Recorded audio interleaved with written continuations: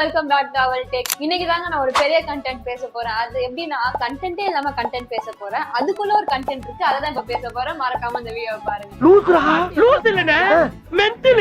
இப்பதாங்க புரியுது கண்டென்ட் எடுக்கிறதெல்லாம் எவ்வளவு கஷ்டம்.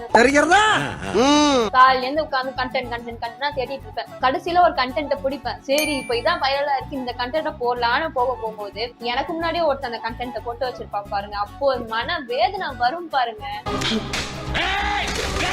சரி நமக்குதான் நம்ம மூளை வேலை பார்க்கல, சாட் ஜிபிடில போய் கேட்கலான்னு பார்த்தா அதுவும் லிஸ்ட் குடுக்குது. அந்த லிஸ்ட் எல்லாம் கோ த்ரூ பண்ணா கடைசியில எனக்கு அந்த கண்டென்ட் பிடிக்க மாட்டேங்குதுங்க.